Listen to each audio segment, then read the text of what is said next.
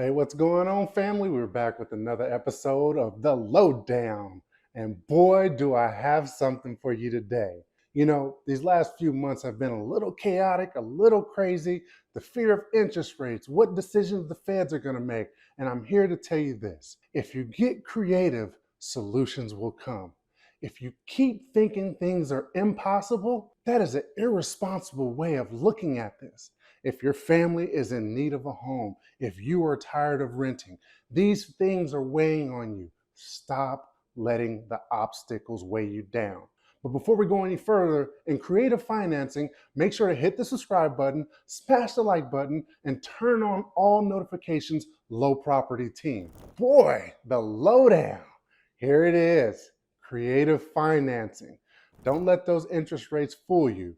We have 5 things for you today that you can use to help you overcome that battle and achieve home ownership. Option 1, seller financing. Jarrell, what is seller financing?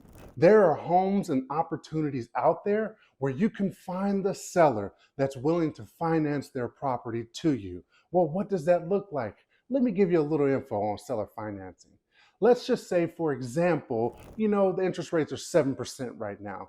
Well, if you find a property that has seller financing with it, you might be able to get that seller financing rate at around 7.5, 8. Not ideal, but the good news about this is it's an opportunity to help you get over the hump, get in the home. And with seller financing, you can stretch out those payments, right? You can say, hey, I want this to be 30 years seller financing, or 15, 20 years seller financing.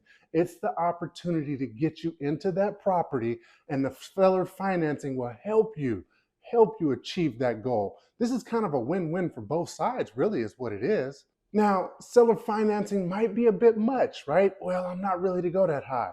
Point 2, the lease option. The lease option gives you the opportunity to build and grow into that property for a set amount of time while you're either clearing up your credit, increasing your down payment, all the while of working towards getting in now and have the money build for you as you go through that term. Let's give you an example of lease option. Your rent's $1,400 per month, right? Well, with the lease option, you probably agree at a $1,750 per month, $1,750 per month. What works great for that lease option is that $350 extra on top of the rent is building up for you at the end of that 2-year, 3-year, whatever the agreed amount term is. And now you have a nest egg that can be applied as a down payment. That lease option gets you into that home now, and you're building. Again, remember, this is agreed. It has to be agreed between sellers and buyers, but it's an opportunity that's out there to help you get in the property now, and more importantly, build up the nest egg so when we're ready to jump in and assume the loan or go through the process of acquiring the property officially, it's there at your beckon. All right, point 3. I need you to pay attention to me on this one. It's a buzzword that's going around right now because 7% has people just scared of making any moves, which is understandable, right? Make the decision that's best for you. Point 3, assuming the loan. What? What does that mean, and can it be done? Assuming the loan is something that is very, very hot right now. It requires you to be it requires your realtor and yourself, your team, to be very inquisitive. You have to ask the right questions. You have to get the information necessary to ensure that this loan can be assumed. Just some nuts and bolts real quick about assuming a loan. You have to make sure it's an FHA loan that the sellers have right now. As a buyer, you can assume the loan at whatever rate they have. For example, if they locked in during the pandemic at a 2.2, or if they locked in at a 4.1, you can assume the balance of the loan and the current interest rate that they have. But again, it has to be agreed on between seller and buyer. That's why your team is so important, because these opportunities are out there. Don't let the 7% fool you. Let's figure this out. Point 4, joint ventures. Well, what is that? What does that look like? This requires partnership, this requires teamwork, and this requires sacrifice. Recently, Brittany and myself had the opportunity of helping this amazing family get into a home. Mom, dad, older brother, younger brother. In the process of getting their offer accepted and sitting down creating a plan for escrow, they divulged to Brittany and myself that in a year or two, All the family's going to come together and help older brother get his home. And a year or two after that, they're going to help the younger brother get his home. And I think that's such a clever route to go about this.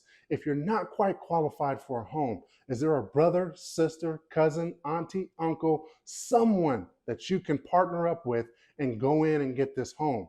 And then as you guys build your reserves back, now you can help that partner, that family member, or a cousin, whoever it may be, get their opportunity into the home. The biggest key to this is we just got to get over the hump.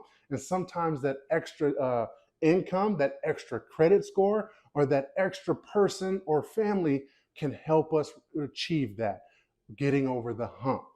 Understand, joint ventures requires sacrifice, it requires teamwork, and it requires us to come together and build a package. Let's go ahead and wrap this thing up with point 5. There's something out there that's called a 203K loan. Well, we understand the USDA, we understand the VA, we understand the FHA and conventional, right?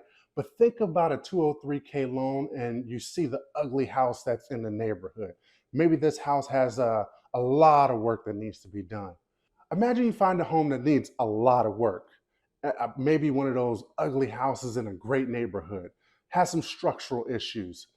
And imagine that loan can help you purchase the home, and not only purchase the home, rehab the home. The very sticky point about this is your contractor has to be approved before you can move forward with the 203K loan. I think this is a great option. One, if you're clever and creative about overcoming obstacles. Well, you have to understand with the 203K loan, it is issued in draws. You're going to get sets, and you have to make sure your contractor's on schedule, on budget, and you guys are prepared with the plan and a finished timeline, because that's the important detail about the 203K loan. But it's an option that's out there for you. In discussing creative finance, we have to explore every option possible. I tell my wife all the time, I tell our clients all the time, just because you tell me no doesn't mean there's another way. I'm going to seek out every other way until the door closes, not once, not twice, but 3 times on my face. At that point, we have to look at different resources, different things that are available to us. But I tell you right now, home ownership is destined for you. You deserve it.